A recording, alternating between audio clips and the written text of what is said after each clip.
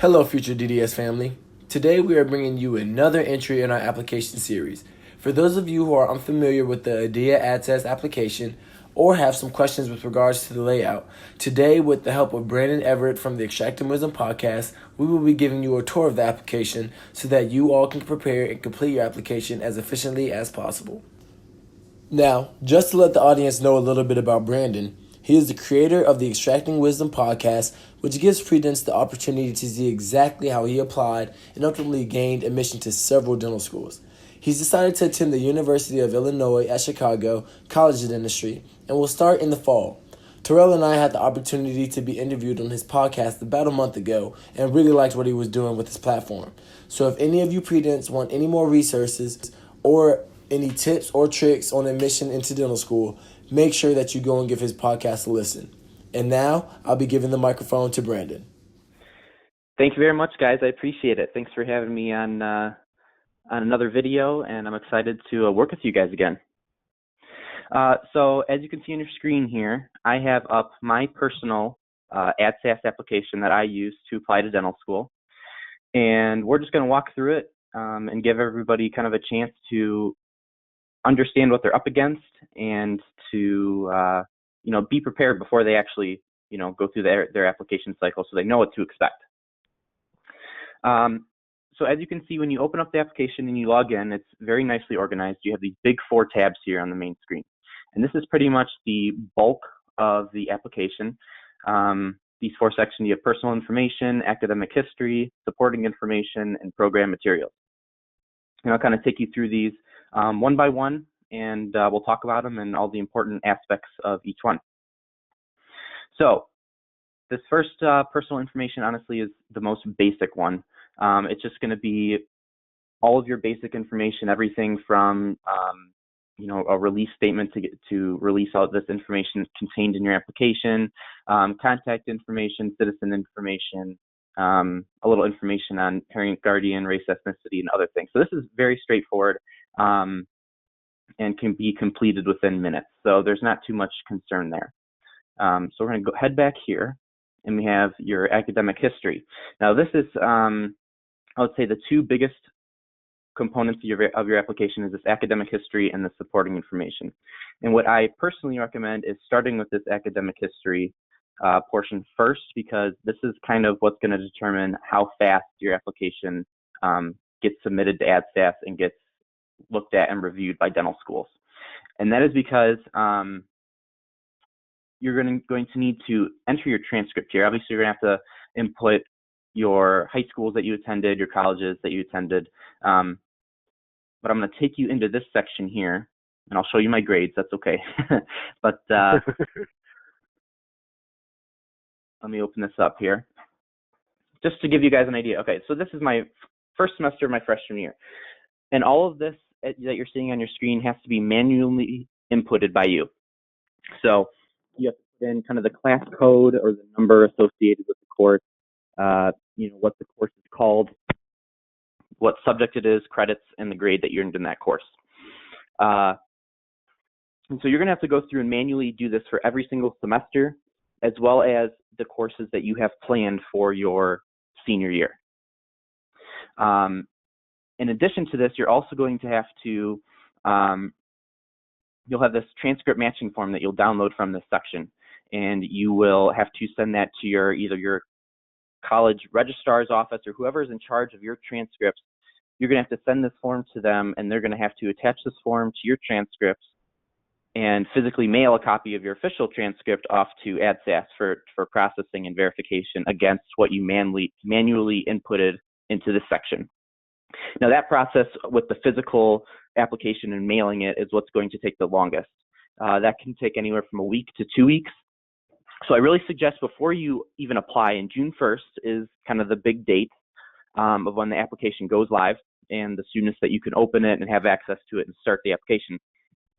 What I would suggest is before that June 1st date even comes around, I would make sure you kind of set up a game plan with your registrar's office or whatever entity controls your transcripts. Come up with a game plan with them of exactly how you're going to get your transcripts to them, and for them to mail it off to the school, whether that's online or you have to actually go in to give them this matching form that you'll have to download from the AADSAS application. That way, when June 1st comes around, you're ready to rock and roll, you know exactly what you're doing, and you can get your application off, in a timely fashion to kind of beat a lot of the other applicants, because that's kind of what you're going for. Because if you kind of maybe procrastinate or not, do it quick enough, then you're kind of in that whole pool of applicants that start applying. So do this as fast as you can is what I would recommend. Now there is, from at least when I went through the application cycle, there's a service that has somebody that can input all this information for you semester by semester. And all you'd have to do is send them a copy of your unofficial transcript. But the thing is then that's just another person that you have to rely on. Honestly, this will take an hour tops. If if you can just bump this out, that would be great. It saves you money, and it's relying on yourself to do something rather than somebody else, which could potentially slow your application down even more. So that's kind of my advice on this. This is kind of the biggest part of this kind of academic history section under standardized testing here. I'm sorry, Brandon. Can you go back really quickly? Yeah. I have a quick question for you. Yeah. So I don't know. So keep in mind, I think I filled this out about 2 or 3 years ago. What is CAS grade? What does that mean? I'm not 100% sure what that is. I inputted, so there's the little asterisk at the top, and it's where it says grade next to CAS grade. That's the grade that I got in the course according to my university. Now, I'm not sure what the CAS grade is. That might be for students, or not students, but for schools, different dental schools, because they might interpret grades differently, or they might weight certain grades differently. And I think that might be on the dental school's end.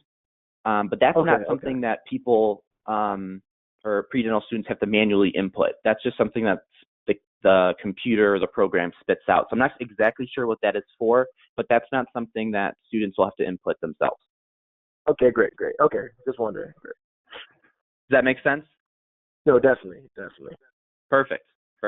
Okay.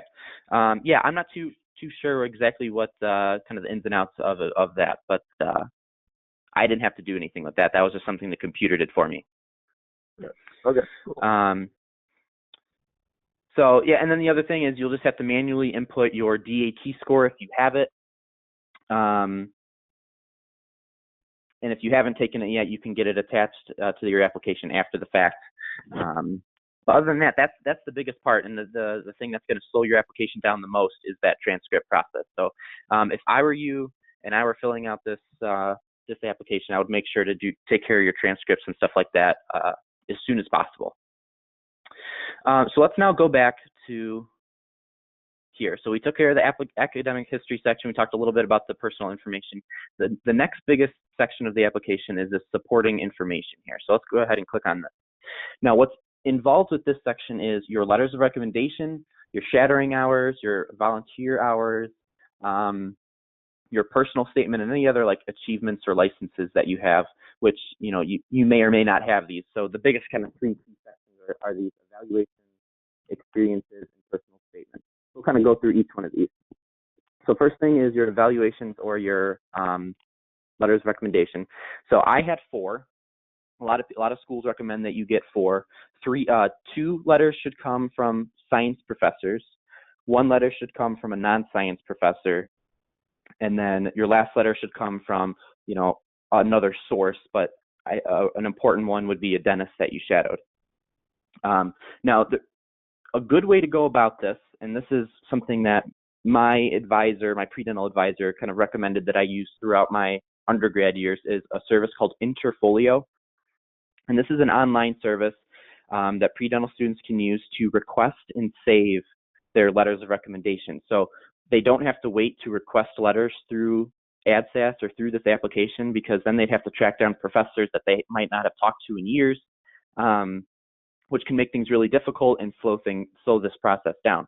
Using Interfolio while you're going through college, let's say you have a science professor your sophomore year of college that you really liked, and that you had a great relationship with, and you know that that professor could write you an awesome letter of recommendation.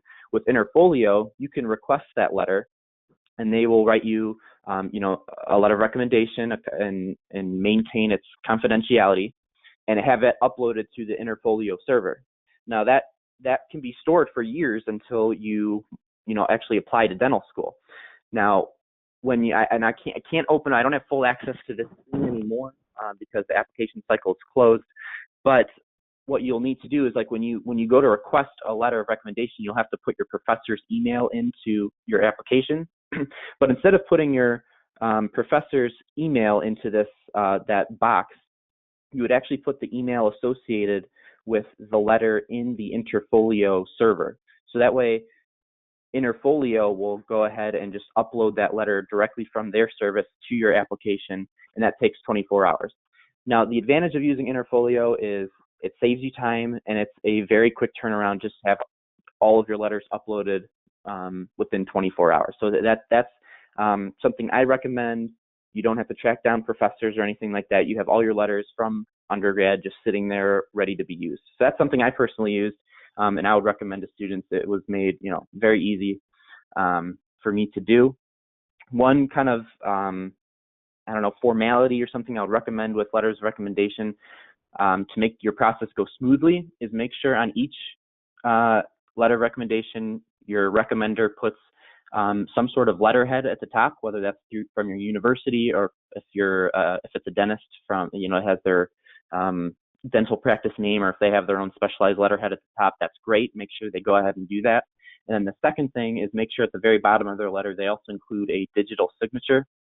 A couple schools won't even review your application until you have those changes made, or until you have those on your letters of recommendation.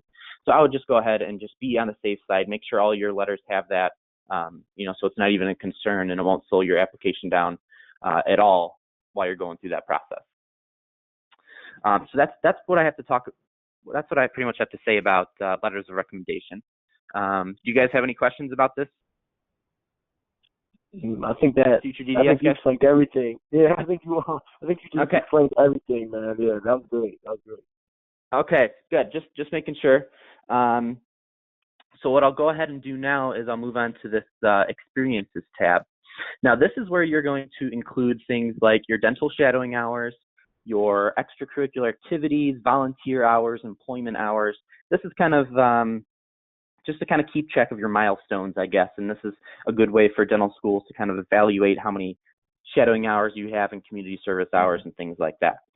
Now, one tip, and I mentioned this in the podcast, but for other people who are listening, I'm the president of the Hoosier Dental Club on my campus. I go to Indiana University, and what I always tell my members is when they're going through the shadowing process and the community service process, I always recommend them to keep a journal, and that way, as soon as they're done shadowing a doctor, they can write down the number of hours they shadowed that dentist for, what they saw that day, what the dates were that they shadowed that doctor from, and this can be done for shadowing, for your volunteer hours, whatever. But this is a great thing to keep track of, because when you have to input all this information, I know on my screen here you only see a very limited amount of information, but actually when you complete this section, you also have to write kind of like a little paragraph about each experience and what you learned or what you saw from that experience. So if you have all that stuff documented in a journal while you're going through undergrad and prior to application, that makes this section so much easier. You don't have to worry about dates or hours or anything like that. You have all of that logged. And that's something, again, that's just going to streamline your application process, and you're not going to have to be, that's less hours that you're going to have to spend scratching your head trying to figure things out.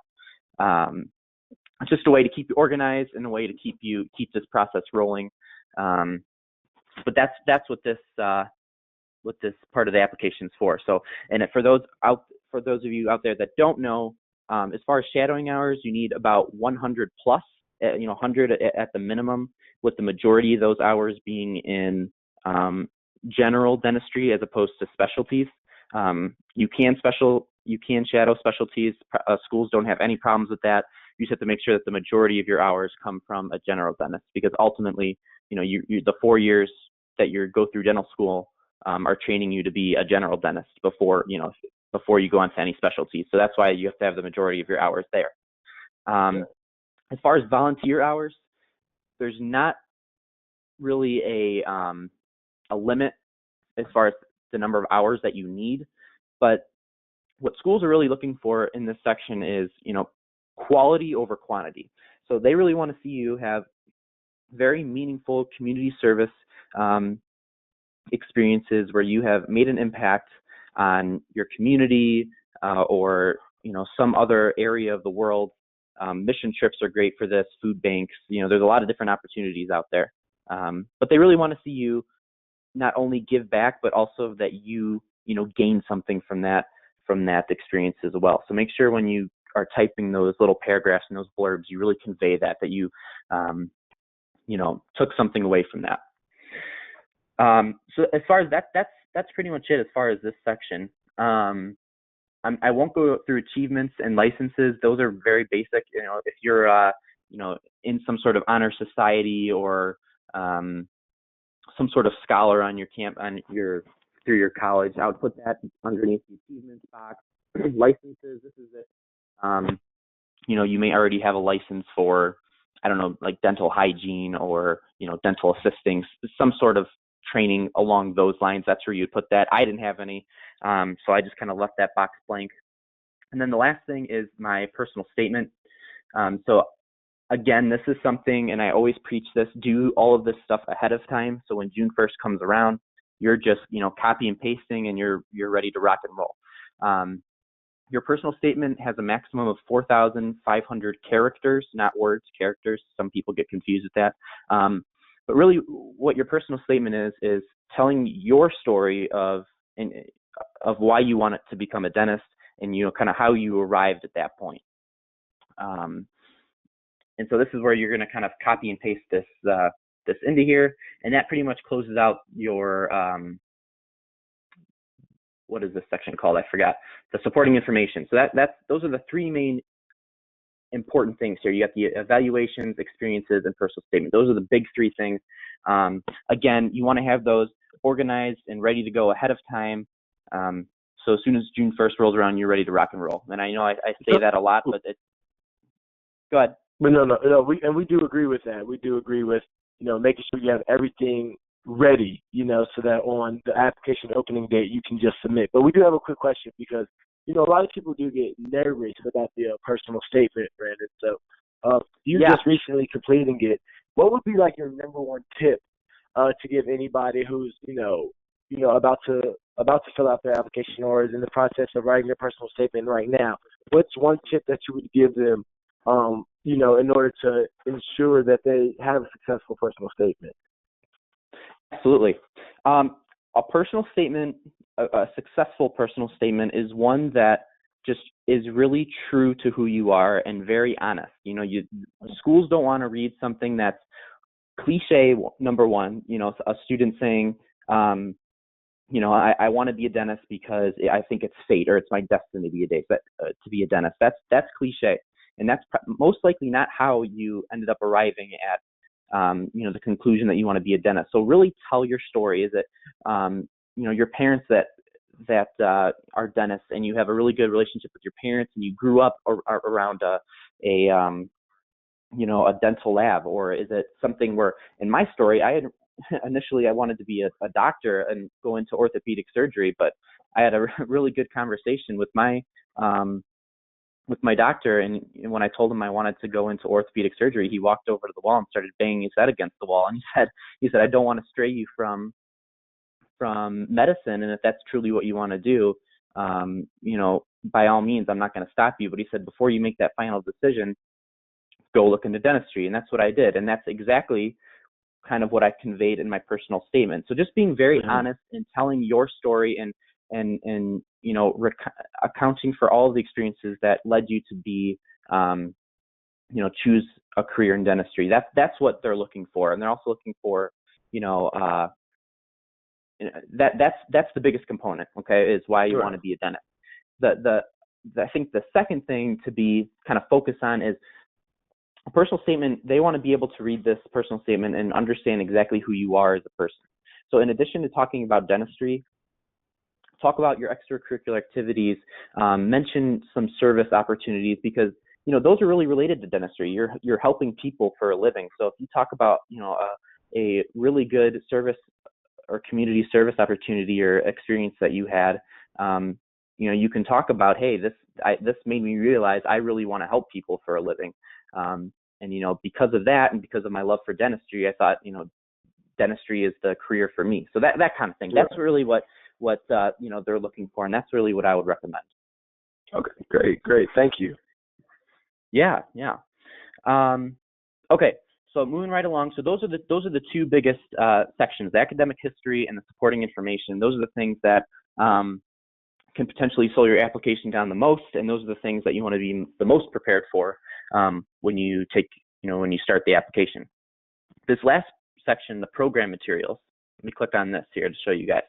So these are all the schools that I ended up applying to, and you will up here when it says Add Program. Let me click on this tab for a second. When you're going through the application, you will select it's obviously blank here because my application cycle is closed, but you will be able to go in here and select schools that you want to apply to. These can be either added before you submit the application. They can end up being added after the fact and kind of resubmitting your application to those different schools. But as a result of that, it'll pull up the schools that you ended up applying to under this Program Materials tab. Now, I'm going to click on UIC Chicago here because that's the school I ended up choosing. But what's helpful is it kind of pulls up important deadlines that are specific to that school. Most schools have a secondary application that you'll have to submit. That's one thing. If there's no link to a secondary application within this portion, make sure you go check it out and do your research on the schools, because you don't want to fill out the AADSAS application and then just kind of completely forget about the secondary application because they won't review your application until they have both. So that's one thing, just a little tidbit, I guess, is just to look out for that. In addition to all these dates and deadlines particular to this school, you also have this prerequisites tab up here. So I'm going to click on that. And pretty much what this is going to do, again, I don't have full access, so I can't show you, but these are all the prerequisites that this school is looking for. So chemistry, biological science, physics, English. And what you're going to do with these different tabs is you're going to select the classes that you inputted in that manual transcript entry before. You're going to select the classes that meet these requirements. So, if it's 30 credit hours in chemistry, or maybe that's too high, like 20 credit hours in chemistry or something like that, you'd go ahead and select all of your, your general chemistry, your organic chemistry, and all your chemistry classes that you took to show that you've met these different requirements. Just so both you and the school are on the same page as far as where you are in completing their prerequisite work. Now remember, if you haven't taken that class yet, don't freak out. Just make sure you put that class in your planned coursework, again, under that transcript entry, so the school knows that you are going to be taking those classes your senior year or, in the future. So yeah, those are the main four kind of portions of the application. Two other quick tabs here where the submit application. So this is where you're going to go when you go ahead and you submit your application and pay the fee for submitting your application. But then you're done. You're going to go ahead and submit that here and take care of all of your submissions. But perhaps the tab that you'll be visiting the most after you submit your application is this check status here.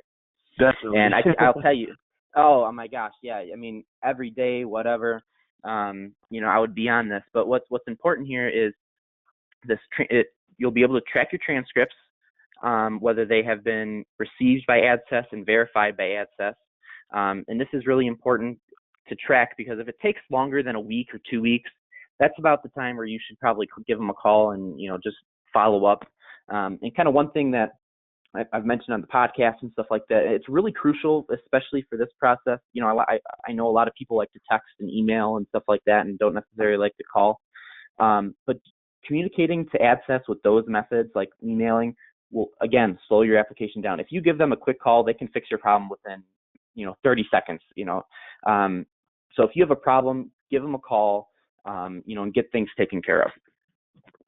But again, you'll be able to track all of your letters of recommendation, whether those have been submitted and completed and verified by AADSAS, as well as the DAT score as well. Then you'll also be able to see, I'll come down here and show you guys this too. You'll be able to see the status of your school. So as you can see here, I got a couple different offers and from different schools.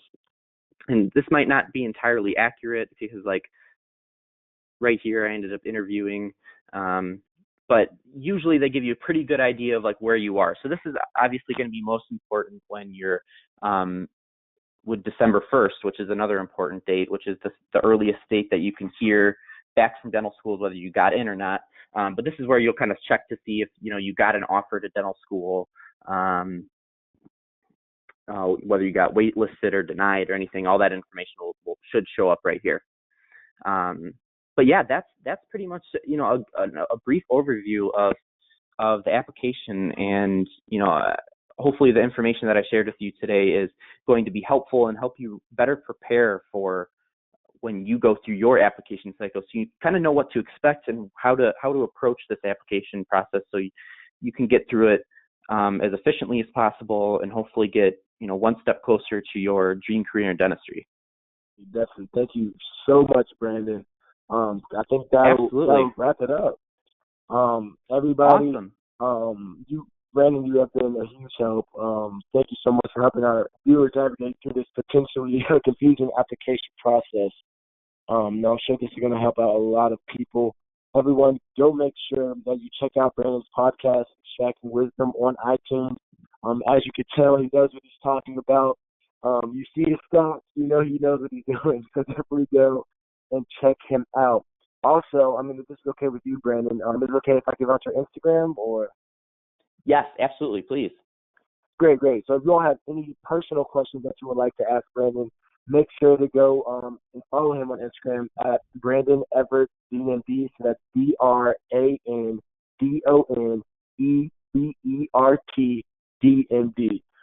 Go ahead and shoot him a DM, and I'm sure he'll be more than happy to help you. But once again, thank you, Brandon. Hey, thank you guys so much. It's always a good time talking with you guys. So thank you. Definitely look for more class coming with Brandon in the future DDS fam. But I think that'll be it. So you all have a great day, and we'll see you all soon. Thank you guys. Take care.